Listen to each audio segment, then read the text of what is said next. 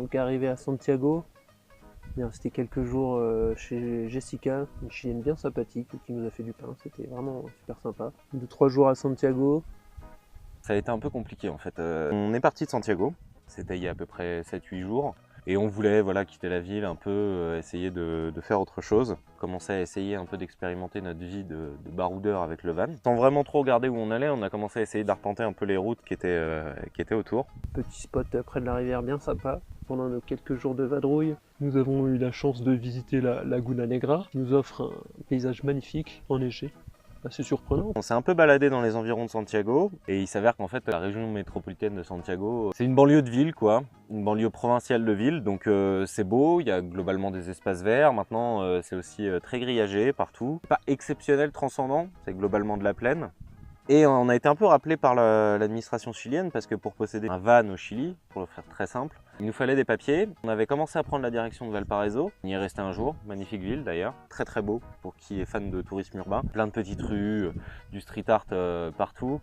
Ensuite, on a appris qu'il fallait retourner à cette merveilleuse ville de Santiago, la métropole, pour pouvoir tout simplement finir nos papiers. Je la fais très courte, mais pour avoir le droit de posséder une voiture au Chili, il faut un certain nombre de papiers. En l'occurrence, il nous en manquait 2. Et on pensait qu'on pouvait les faire dans n'importe quelle ville. Sauf qu'en réalité, au Chili, quand tu es rattaché à une ville, il faut que tu te cantonnes à celle-là pour faire toutes tes démarches d'acquisition de la voiture. Sinon, il faut que tu fasses transférer ton dossier dans la ville qui correspond. Et en fait, Santiago-Valparaiso, 1h30, valait mieux qu'on retourne là-bas en voiture et qu'on reparte après. On était obligé de partir, on voulait partir de Santiago parce qu'on voulait tout simplement quitter la zone urbaine. On a été rappelé par la force de l'administration chilienne. On a eu enfin nos papiers, ça a été un peu compliqué d'ailleurs, au niveau d'espagnol de l'un et de l'autre c'est un peu difficile. Mais voilà, et ça y est, là on a pu partir. On a pris la route, on s'est posé quelques spots sympas près de la ville Las Mañas. Donc là c'était un peu plus libre. On a fait une petite rando facile, tranquille, au parc national La Campana. Et donc en fait on a quitté la région du centre. Au moment où je parle on doit être quasiment au bord et on est en train d'attaquer Norte Grande.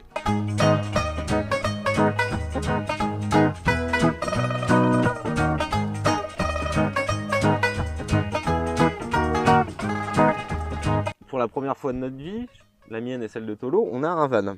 Alors un van, il faut bien se mettre en tête que c'est un petit espace habitable, je pense qu'il doit y avoir 3 ou 4 mètres carrés, 5 maximum. C'est un Mitsubishi L300 qu'on a, donc il fait 4,50 m de long, je crois, par 2 mètres de haut. Et dedans, on a lit, on a gazinière, on a notre réserve de bouffe, nos sacs à dos, enfin bref, le gaz, tout ça.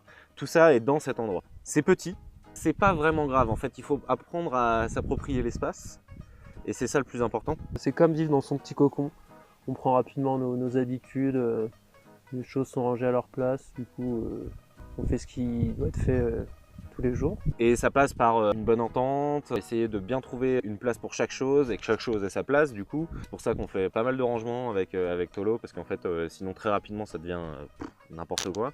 Donc tous les jours, tous les matins, tous les soirs pour ainsi dire on range le van. Voilà, ça c'est pour l'espace.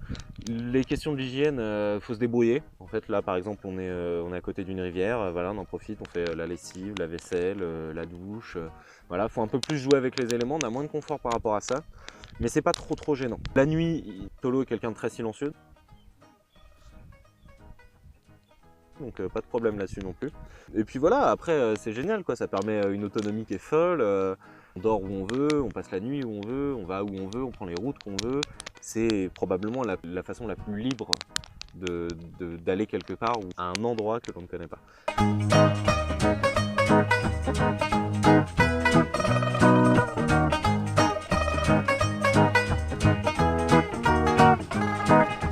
Alors là, super. Merci. Ça va bien. Face caméra mal à l'aise, mais sinon le voyage se passe très bien. Libre en fait, je pense que c'est ça le bon mot. Ça veut pas dire qu'on vit une vie de bohème, à se lever hyper tard. Il y a encore énormément de repères dans nos vies, le réveil. Tous les jours, réveil, 7h45. Tolo, réveille-toi. Ah non, c'est bon, hein, ça va bien 5 minutes. Moi, il me faut mes 10 heures de sommeil, hein, sinon... Les choses à faire, etc. Tout est encore très cadré, mais les contraintes, c'est nous qui nous les imposons, on les subit de personne d'autre, et c'est quelque chose quand même qui est vraiment génial. Ça permet beaucoup de temps pour réfléchir sur soi, réfléchir à ce qu'on veut faire, être honnête. Pour l'apprentissage personnel, la partie spirituelle du voyage, c'est ce qu'il y a de mieux. Un rythme qui me va parfaitement, sans trop prise de tête. Dieu merci, j'ai un copilote qui arrive à me ramener à bon port aux endroits fabuleux comme celui-ci. En fait, le seul truc que je regrette finalement, c'est pas avoir davantage de gens autour que j'aime pour pouvoir partager ce genre de moments. C'est ça finalement qui est le plus dur à gérer. Sorti de ça, je me sens fatigué parce qu'il y a beaucoup d'apprentissage, une culture qui est différente, une langue qu'on connaissait pas, quasiment pas tous les deux, et qu'on apprend en s'énervant vraiment beaucoup puisqu'on est dans le dur, quoi. Mais sinon c'est cool, quoi.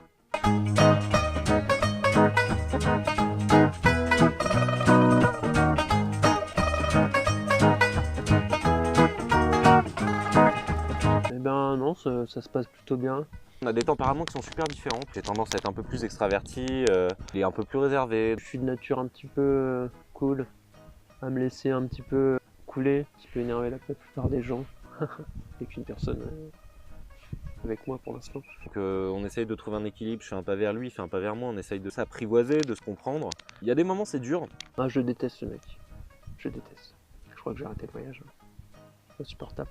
Parce que c'est quelqu'un qui parle très peu de lui-même, de ses émotions, et moi j'en ai besoin en fait. C'est mon exutoire dans une situation qui ne va pas, de parler de mes problèmes. Tolo n'est pas quelqu'un du tout qui a cette habitude. Du coup, sur ce point-là, ça a été un peu compliqué. On s'est pris une fois la tête, ma nature un peu trop relâchée, puis-je dire, peut être perçu comme un manque d'implication, d'intérêt pour la chose, peut épuiser une personne comme Jordan qui nécessite, ma foi, plus de démonstration dans les choses du quotidien.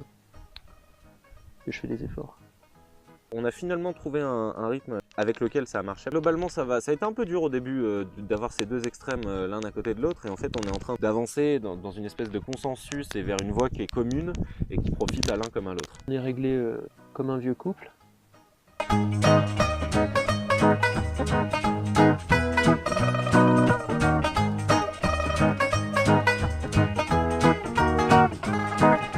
Les grosses galères, c'est quand on était à Santiago et qu'on devait faire nos papiers, chercher un endroit à dormir pour rester dans le coin quand on était dans le van. Ça, c'était vraiment chiant. Les quelques petits conflits qu'on a pu avoir, il y a des incompréhensions des fois qu'on peut avoir, Tolo et moi. Peut-être un petit manque d'implication au début de sa part. J'ai un peu l'impression de ramer pour nous deux tout seuls. C'est plus des galères conflictuelles que des galères qui ont pu nous arriver réellement.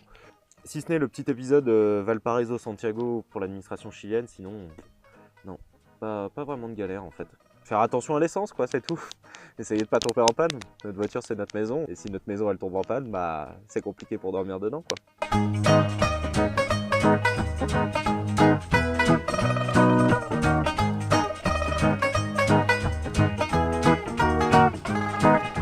On a eu beaucoup de bonnes surprises. On utilise iOverlander. iOverlander, c'est une application géolocalisée et communautaire sur laquelle les gens partagent en fait des endroits sympas pour dormir, pour manger, pour voilà. On utilise vachement iOverlander pour les endroits où on dort. Parce qu'on adore le camping sauvage et qu'on trouve ça trop bête en fait de faire du camping dans un camping quand on a un van comme celui-là. On a eu beaucoup de bonnes surprises, notamment encore là aujourd'hui. On est à côté d'une petite rivière, on est tout seul. Il n'y a personne à mon avis à 20 bornes autour de nous là. Ça a vraiment fait partie de mes vrais succès. Également aussi le premier parc national qu'on ait fait. Il m'était recommandé par personne, ni par le guide du routard, ni par les cartes, ni par quoi que ce soit. Je l'ai un peu trouvé au feeling. J'ai dit à Tolo on y va. Il m'a dit ok. Et on y allait, et en fait c'était super beau. Des paysages vachement boisés, avec de la montagne, on a vu de la brume dans la montagne. Aller au bout d'une randonnée qui peut être difficile. Malgré tout, persévérer, aller au bout, voir qu'au final la nature nous offre de merveilleux cadeaux. Des paysages magnifiques, une nature presque intouchée par l'homme. Conduire à Santiago, ça c'est fait. Progresser en espagnol. Tous les petits succès, c'est toutes les fois où je me couche et où je me dis « Ah, on a fait vraiment un truc cool aujourd'hui. Cette journée était vraiment bien. »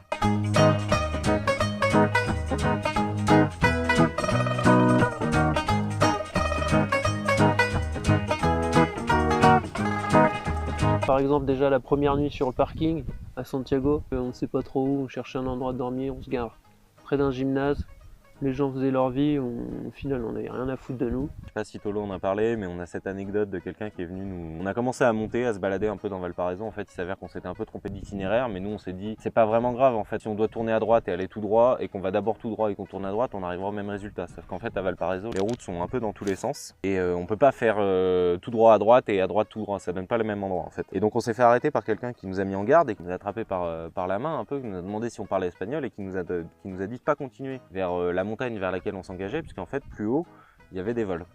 Des gens qui se faisaient menacer au cutter. Il a fait ce geste, je me rappelle. On a eu la chance d'échapper à quelques tentatives de meurtre, malgré ça.